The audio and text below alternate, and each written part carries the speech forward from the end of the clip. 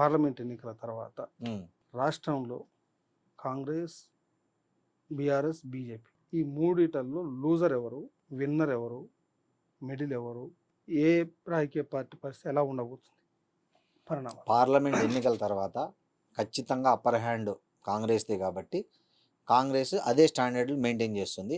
Main loser వచ్చి BRS కాబోతుంది, main winner వచ్చి బీజేపీ కాబోతుంది. బీజేపీ ఆల్రెడీ ఉన్న స్థానాలను మళ్ళీ ఒకటి పెంచుకునే ప్రయత్నం చేస్తుంది. అన్ని స్థానాలను కోల్పోయి ఒక్క స్థానం దగ్గర మాత్రమే ఆగిపోయి పెద్ద లూజర్ ఎవరంటే బీఆర్ఎస్ పార్టీ కాబోతుంది. అంటే కేవలం అసెంబ్లీలో ఎంఐఎం తన ఒక సీటు తను కాపాడుకుంటుంది అంతే. అంటే కేవలం ఒక 8 సీట్లు మాత్రమే అసెంబ్లీ ఎన్నికల్లో. పార్లమెంట్లో ఎన్నికల నాటికి వితిన్ ది 3-4 నెలల్లోనే ఇంత భూమ్ రావడానికి దారి తీసిన పరిస్థితులు ఏందనేది ఏం లేదు. మీరు ఒకటి సింపుల్ సిద్ధాంతం, నేచర్ జస్టిస్ అంటారు. అంటే ఒకటి వీక్ అయితే ఒకటి అప్ అవుతుంది. ఇక్కడ బీఆర్ఎస్ వీక్ అయిపోయింది. ఆ బీఆర్ఎస్ ఓటర్ ఏం చేస్తాడంటే వాడు కరుడు కట్టిన బీఆర్ఎస్ కార్యకర్త అనుకో కాంగ్రెస్ లేకపోలేడు. ఎందుకంటే వాడు ప్రత్యర్థి కాంగ్రెస్తోనే కొట్లాడింటాడు అన్ని రోజులు. అతనికి ఏం ఆల్టర్నేటివ్ అంటే బీజేపీ.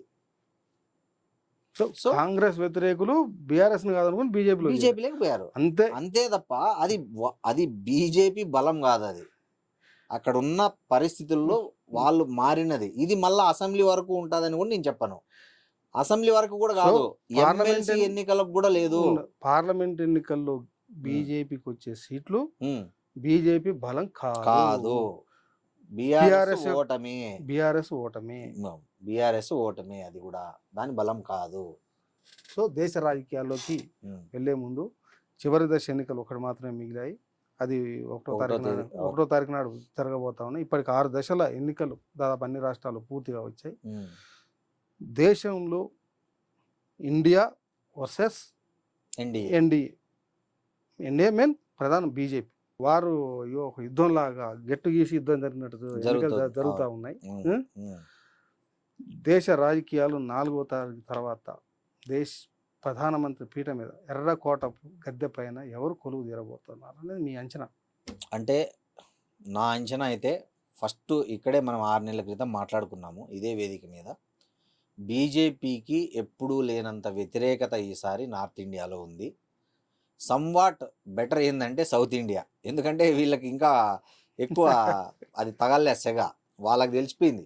వాళ్ళు ఇప్పుడు ఒక పిచ్చోన్ని, ఒక గుడ్ని, ఒక సైకోను దగ్గరగా చూసినోడికి ఒక అవగాహన ఉంటుంది, దూరం నిలబడి చూసిన వాళ్ళకి ఒక అవగాహన ఉంటుంది. అంటే మన సౌత్ వాళ్ళకి ఇంకా మోడీ పూర్తిగా అర్థం కాలే, నార్త్ వాళ్ళకి అర్థమైపోయింది. సో ఈసారి వాళ్ళు బీజేపీని నార్త్లో చాలా ఘోరంగా ఓడిస్తున్నారు. సౌత్లోనే కొంచెం 50 సీట్లు 55 సీట్లు వచ్చే పరిస్థితి కనిపిస్తుంది. ఏది ఏమైనా నేను ఈరోజు చెప్తున్నా, 224 సీట్లకు మించి బీజేపీకి రావు. 224 హైయెస్ట్ దాని ఫిగర్. వాళ్ళు అంటున్నారు కదా 400, దాంట్లో బై 200 నుంచి 224. మళ్ళీ నేను 30 కూడా చెప్పట్లేదు, 25 కూడా చెప్పట్లేదు. 224 సీట్లకు మించి బీజేపీకి ఒక్క సీటు కూడా వచ్చే అవకాశం లేదు. ఎన్డీఏ కూటమిలో కూడా నాకు తెలిసినంత వరకు, నాకున్న అవగాహన వరకు, ఒక ఆంధ్రప్రదేశ్లో భాగస్వామ్య పార్టీ అయిన తెలుగుదేశం పార్టీకి వచ్చినన్ని సీట్లు మిగతా రాష్ట్రాల్లో ఏ పార్టీకి వచ్చే అవకాశం లేదు. కాబట్టి ఒక 70 సీట్లు, 50 నుంచి 70 సీట్లను మోడీ ఎత్తుక్కోవాలి. ఇండియా కూటమికి గాలివాటం ఉంటే ఇంకా ఆ పరిస్థితి కూడా మోడీ చేతిలో లేదు. నాకు తెలిసి చాలా ఇబ్బందికరమైన పరిస్థితుల్లో గాలివాటం ఎవరికి ఉంది దేశంలో? నాకు తెలిసి సౌత్లో ఎన్డీఏకి ఉంది, నార్త్లో ఇండియా కూటమికి ఉంది. సౌత్లో ఏ రాష్ట్రాల్లో ఎన్డీఏకి ఉంది? తెలంగాణలో 5 సీట్లు, ఆంధ్రప్రదేశ్లో కూటమిది కలిపి ఒక 15 నుంచి 17 సీట్లు, కర్ణాటక ఒక 6-7, తమిళనాడు 4-3, ఒరిస్సా, ఇట్లా ఓవరాల్గా సౌత్లో ఒక 50 నుంచి 50. సౌత్లో ఒక ఏపీ తప్పితే మిగతా దగ్గర పెద్ద లేదు.